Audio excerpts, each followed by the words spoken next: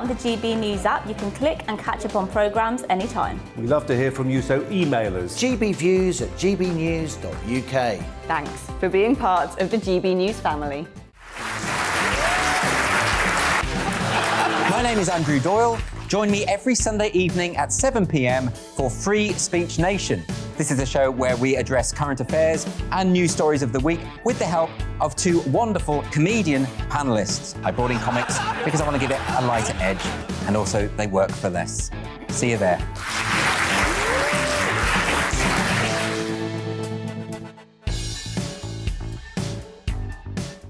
Join my show Farage, 7 p.m. till 8 p.m. Monday through Thursday, and there you will get opinion, analysis, debate, and I'll cover stories that nobody else dares to touch. And then for the last 15 minutes, talking pints. We're over a drink. We have a civilised conversation with someone. We very often disagree, but we do it in a grown-up way. Come and join me on Farage.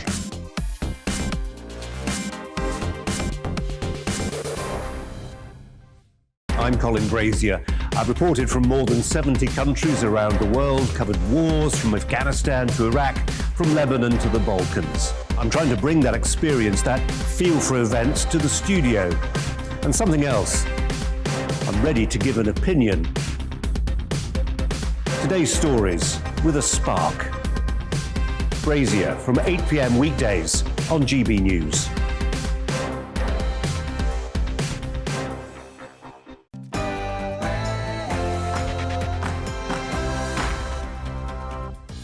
A very good morning. It is 9 o'clock. You're watching the briefing here on GB News with me, Darren McCaffrey. Coming up in the next 30 minutes, Boris Johnson, the Prime Minister, battling on three fronts. Allegations about wallpaper gate. Remember that? The Downing Street flat and that wallpaper. Suggestions the Prime Minister may well have misled a formal investigation.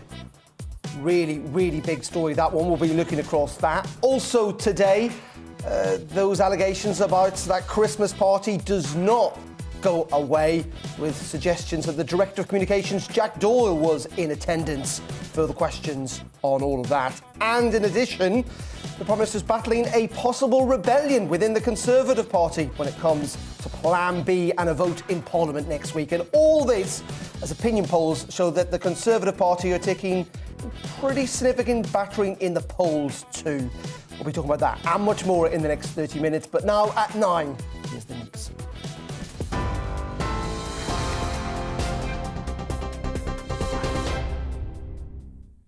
I'm Olivia Guthrie. This is your news at 9 o'clock. The Prime Minister is under growing pressure as claims about number 10 Christmas parties continue to emerge. Labour leader Sir Keir Starmer says he's unfit to lead the country, with 3 gatherings allegedly held during lockdown last December now being investigated by the Cabinet Secretary. Boris Johnson's also facing questions over whether he misled an investigation into donations to refurbish his flat after he was fined by the Electoral Commission. Credibility is gone. I mean, there's been a succession of crises, and the latest debacle is probably the final straw. So I don't think he has a future. He could even be gone, sooner rather than later. I think it's over, and I think most people recognise that. An increasing number of MPs say they'll vote against the new COVID rules next week. That's as Plan B is enforced across England in a bid to slow the spread of the Omicron variant. Masks should now be worn in most indoor settings, including cinemas and theatres, but they're not required in hospitality settings like pubs. The measures come ahead of a return to working from home on Monday and mandatory COVID passports for large venues from Wednesday. Conservative MP Craig McKinley told GB News he can't support the government. It's rather bizarre that the government's saying, well, we want to take some liberties away, but it's for your own liberty in the future. I don't like the sound of that. I'm not yet convinced. I don't want to go down the path of vaccine passports and mandation. I want a bit more data so that we can make the proper decisions at the right time, because this is going to cost jobs, lives, and mental health and livelihoods. Well, Gary Murphy, a director of the Campaign for Pubs, says the new rules come at a time when they need the business more than ever. We have not recovered to 2019 levels. This certainly doesn't look like it's going to be the Christmas that we desperately needed. And it wasn't desperately needed so that we can build up cash reserves that I've heard said a lot. It was so that we can actually survive. There are currently 817 cases of the Omicron variant in the UK. The Health Secretary Sajid Javid is warning that could rise to 1 million by the end of the month. Epidemiologist Sir Dr. Roland Salmon says the science should have been merged before measures were put in place. Direct experience of managing infectious diseases in this country, I think, is in some ways lacking. If you get a bunch of scientists in a room to advise the government, you'll get a range of opinions from them. I think one of the things we've singly failed to do is to synthesize that in an intelligent way to have proportionate public policy. Police are investigating the unexplained death of a Royal Navy serviceman at a nuclear submarine base in Scotland. Officers were called to Her Majesty's Naval Base Clyde, known as Faslane, yesterday afternoon. Police say a post-mortem examination will be carried out to establish the exact cause of death. Julian Assange is due to learn whether the High Court will overturn a decision not to extradite him to the US. The WikiLeaks founder is wanted on allegations of a conspiracy to obtain and disclose national defence information after hundreds of thousands of leaked documents on the Afghan and Iraq wars were published. US authorities are challenging the previous ruling that he shouldn't be sent due to a risk of suicide. The UK is dealing with its largest ever outbreak of avian flu, with cases now identified across 40 properties. More than 20,000 birds have been culled in Northern Ireland, and the highly pathogenic H5N1 has also been discovered at a third property in Scotland. Exclusion zones are being set up around the affected properties. Shoppers are being warned to look out for purchase scams this Christmas, with figures showing more than 1 in 10 have been duped online. Nationwide says the scams can happen in different forms, including cloned websites, unofficial bank transfers, and heavily discounted products that don't arrive. American actor Jussie Smollett has been found guilty of staging a racist and homophobic attack against himself. The US star of TV drama Empire paid 2 brothers to stage the hoax assault and then lied about it. Prosecutors said it was part of a bid to boost his career. Smollett was found guilty of 5 of the 6 charges against him. His lawyers say he'll appeal. We're obviously very disappointed. We obviously respectfully disagree with the jury's verdict. The verdict is inconsistent. You cannot say Jussie's lying and Jussie's not lying for the same exact incidents. So we feel 100% confident that this case will be won on appeal. I'll be back with the headlines in half an hour. For now, it's back to the briefing with Darren.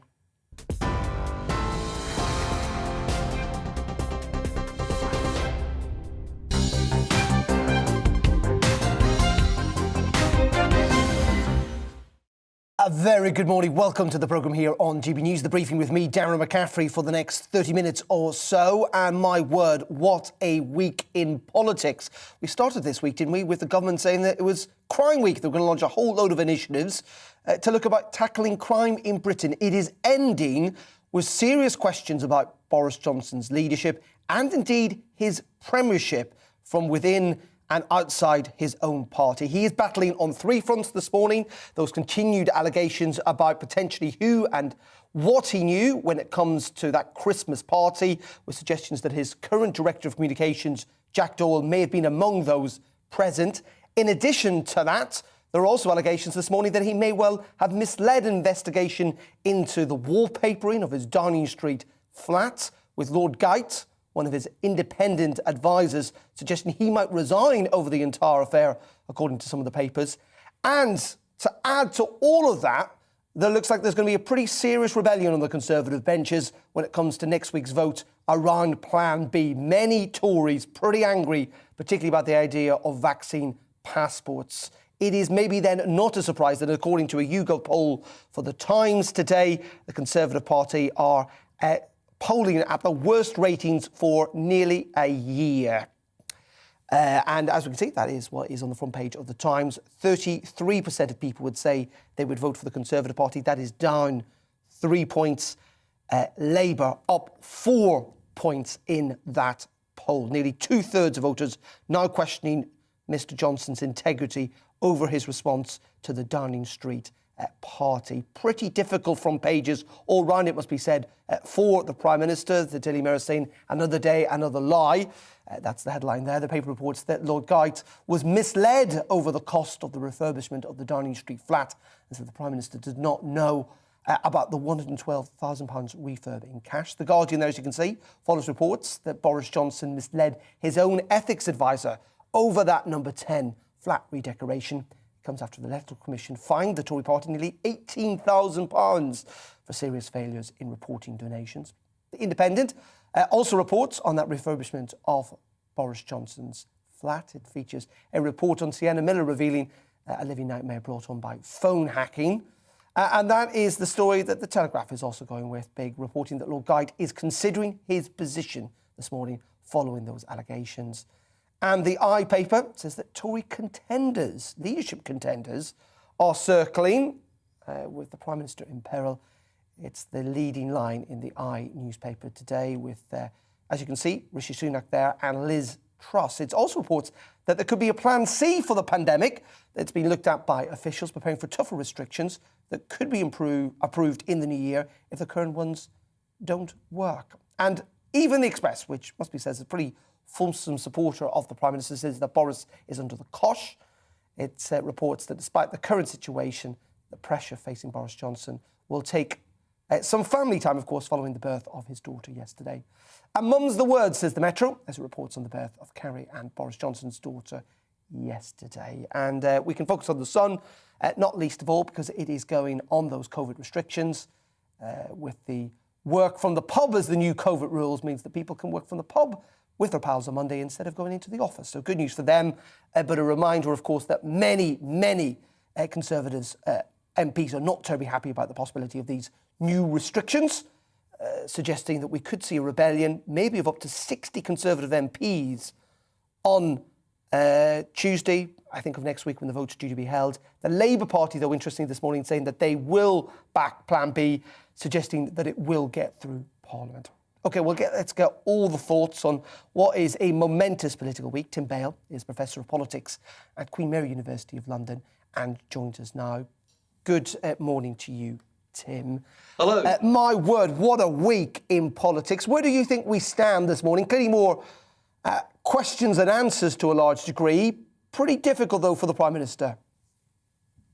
Yeah, I mean, I think genuinely he is in quite a lot of trouble this time. I mean, he is a bit of a Teflon Houdini character, if you like, but I think the problems are really piling up for him now, not just because of the lies he's supposed to have told, whether that's on Partygate or whether that's on Wallpapergate, but also I think on the COVID restrictions, which really do seem to be bothering a lot of libertarian Conservative MPs who feel, that the economy is going to suffer as a result of the restrictions, not just on hospitality, but on people more generally, and particularly, for example, the work from home thing, which is going to affect businesses which cater for commuters, for example.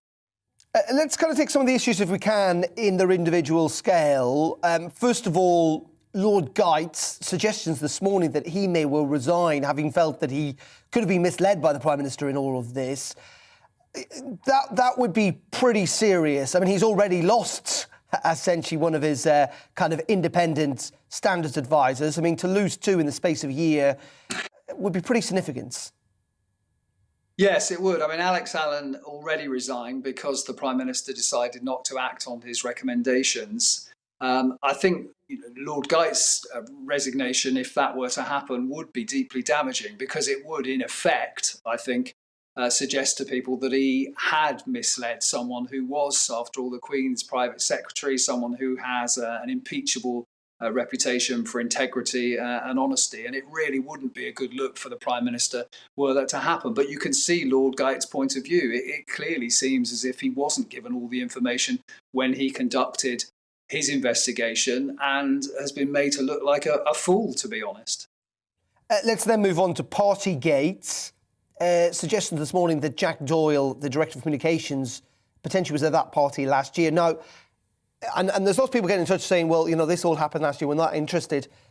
But actually, this is interesting because, of course, Jack Doyle's entire job is to protect the reputation of the Prime Minister, and he may well have been one of the people that might have advised the Prime Minister on what may or may not have happened at that party last year, which might have led to the public statements we heard from the Prime Minister in the run-up to this Wednesday.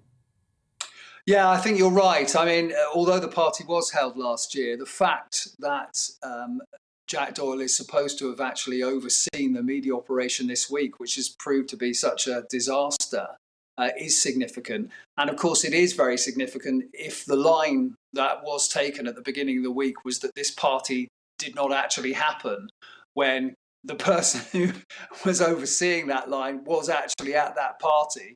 That is really quite problematic, I think, again, for the Prime Minister. But of course, what the Prime Minister may say is that, this is just another person who, to some extent, misled him about what had been going on. And, that has been Boris Johnson's strategy, really, over the last few days, to say somehow, it was other people misleading him rather than him actually telling any kind of untruths or misleading Parliament. So, we may see another person, as it were, thrown under the bus to save the Prime Minister, just as some people allege Allegra Stratton was. Looking at the polls, and we were listening to John Curtis yesterday, who's saying that there is now a significant trend that this is actually damaging the government, the Conservative Party, the Prime Minister personally, in terms of his ratings. This is the first sign, isn't it, actually, midterm, and many people expected us to be here before, that pretty unsaleable lead that the Conservative Party have had really since he got elected is just not there anymore. Yes, I mean, the Conservatives did run into trouble over COVID early on, but recovered from that. Labour has been in a lead before.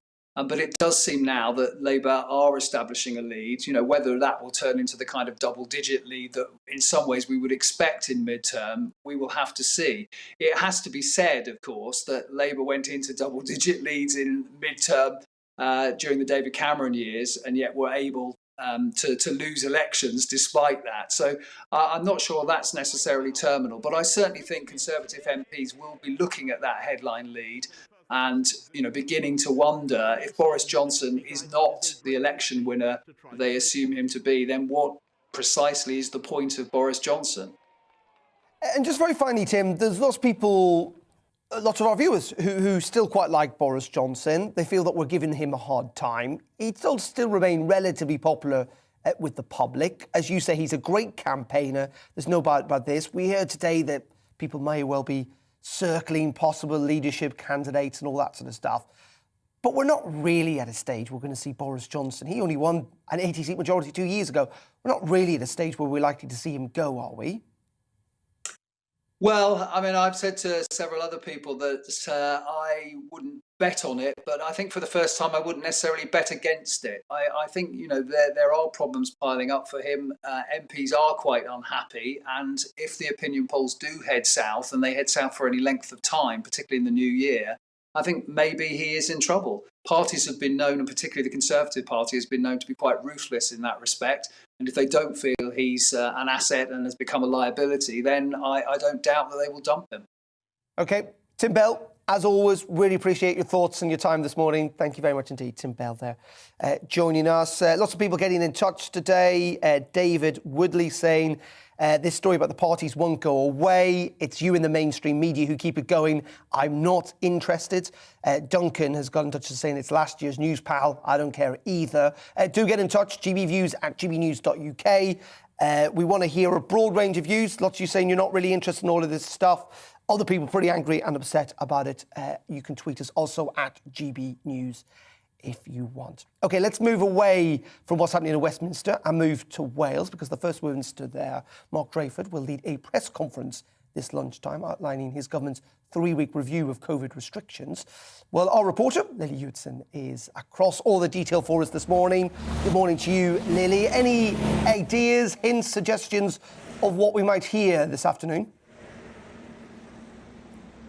Yes, good morning, Darren. There's no expectation of any significant changes to the coronavirus rules here today in Wales, but Mark Drakeford is expected to take that careful and cautious approach which he's known to take, especially as we learn a little bit more about the Omicron variant of coronavirus. But rather than any restrictions being implemented, people here in Wales are going to be asked to do a little bit more. Taking a lateral flow test before going to meet people, whether that be shopping or going to your Christmas party, and then taking your booster vaccine when it's offered to you. All adults in Wales are expected to have received that invitation by the end of January, and also the wearing of face masks is being widened. So you're going to have to wear one if you're in a pub or a restaurant if you're not eating going forward.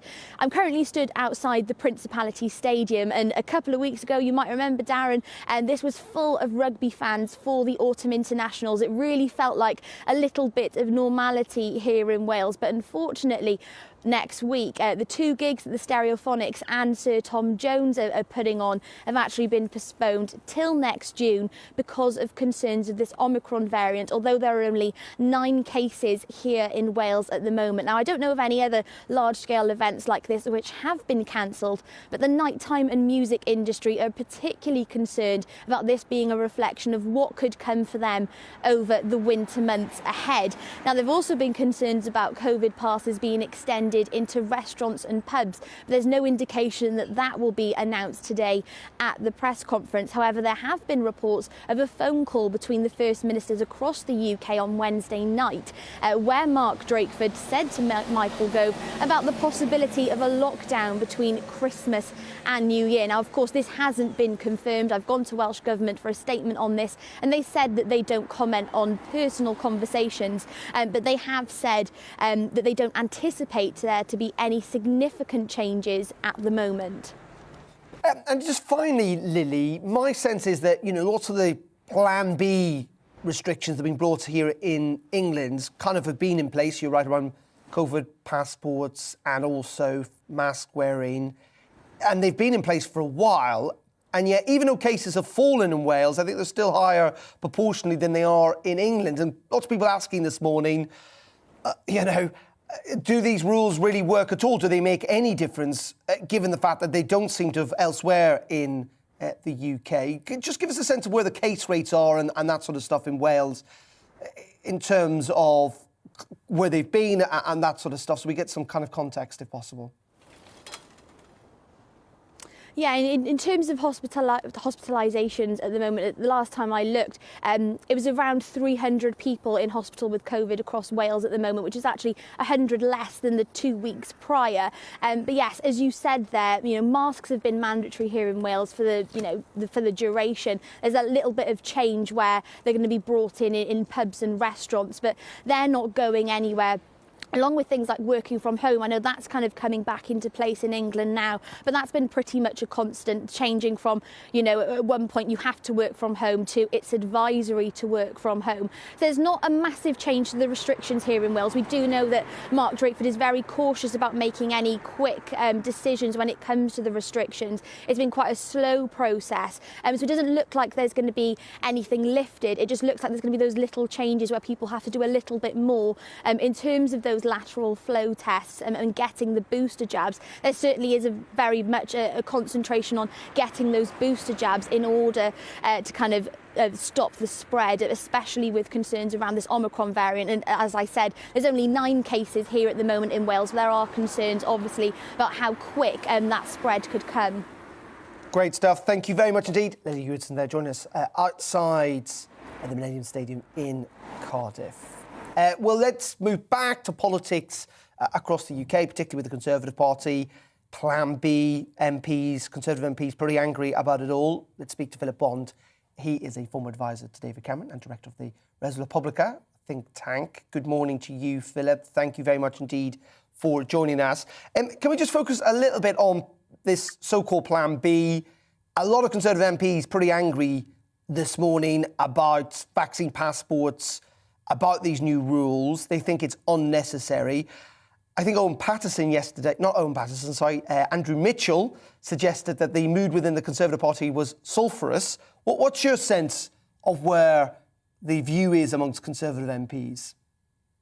Oh, I think that's the right analysis. I think many I've spoken to are very upset about these Plan B measures. They don't think they're justified given the non-severity, apparently, of the new variant and the fact that hospital admissions don't seem to be rising at a rate that merits these measures.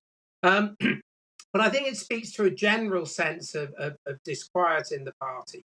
I think sort of rather than repeat the kind of, what we've been discussing kind of ad nauseum for the last few weeks, that the issue of integrity in parties is why in this situation we knew I think it's more a function of the Prime Minister's nature, which people knew when they voted for him. And I think that what they were voting for was hope, was transformation. And one of the virtues of the Prime Minister is he's not a creature of austerity. He's not going to just come in to do the old Thatcherite thing.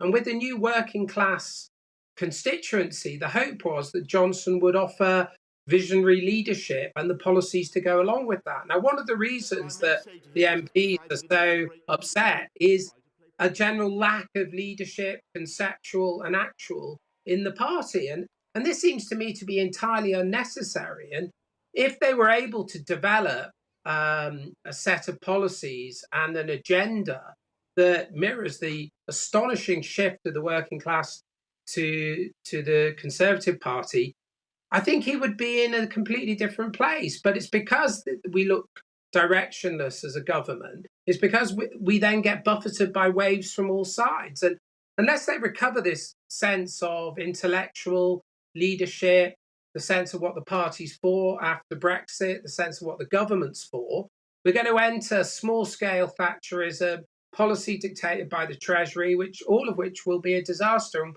will leave the Prime Minister exposed, I think.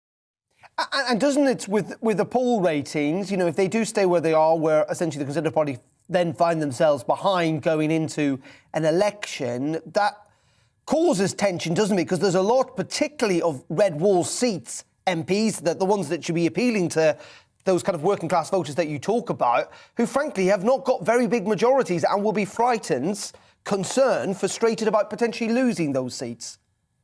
But let's look at the potential opponents to Boris Johnson. All of them are kind of Thatcherites of one variant or other, very gifted, but they don't have any policies that can speak to the needs of the new electorate.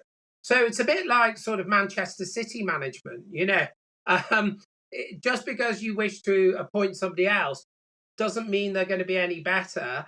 Sorry, Manchester United management, rather. That was a hopeful wish, I think, as a Liverpool fan. And I think that there's no sense that that anyone who replaces him will do any better. In fact, they'll probably do far worse.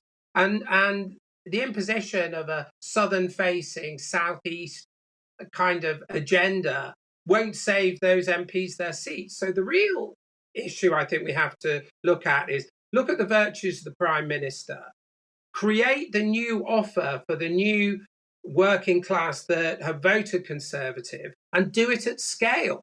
That's the only recipe to keep the red wall and to repeat the victory. Anything else, I think, possibly would be worse. And this is not beyond recovery. But he just has to have intellectual leadership.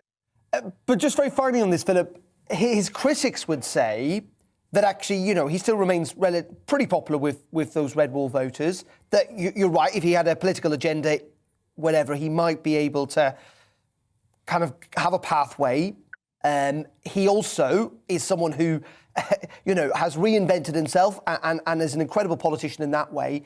But the problem is that all of these situations or largely most of the situations he finds themselves in, are own goals, that he keeps kind of putting his foot in it to a large degree.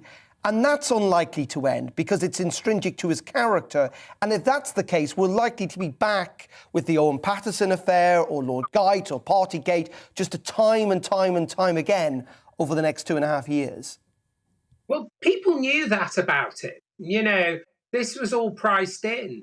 So I think you're right. It is intrinsic to his character. And I think it's, you know, this isn't a man who likes detail or who likes to kind of understand kind of quite stringent formal rules in his new position.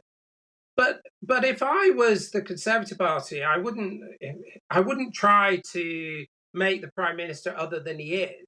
I would try to make the Prime Minister more than he is. Look, he's in a situation where he could repeat Disraeli's legacy. He could create the most radical at-scale reforming, pro-poor conservatism because he has the constituency and the political support to do that. The fact that he hasn't is what I think will put him most at risk. And that is his only pathway out. We've got the levelling up white paper that's been postponed till after January. For God's sake, let's hope that is an incremental, tiny, small amounts of money that every reform has been since David Cameron became Prime Minister. Let's hope it's big and transformative. And let's hope it's led by the Prime Minister, because that's his pathway back. And it's his only pathway, in my view. OK, Philip, really appreciate your thoughts. Philip Blond there, who used to work for David Cameron, but also director of the Res Publica think tank. As always, appreciate it. Have a nice morning. And that is it from me for today. Tom Horwood, you'll be dreadfully pleased to know, returns on Monday morning at 9 a.m. I'm back at 3 on Monday. Don't forget Isabel Oakeshott here at 12. Arlene Foster at 3 this afternoon with all the latest on the political fallout. Promises to be a fascinating couple of days. Up next, though, it's To The Point with Patrick and Anaya. But first, here's the weather for the weekend.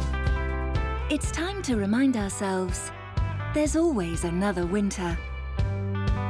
Canary Islands sponsors the weather. Good morning. A chilly breeze blowing out there today, but for many it'll be a fine bright day with sunny spells. There will be some showers, these chiefly across the west. It's across the east where we've had so much of the rain through the night. It's an area of low pressure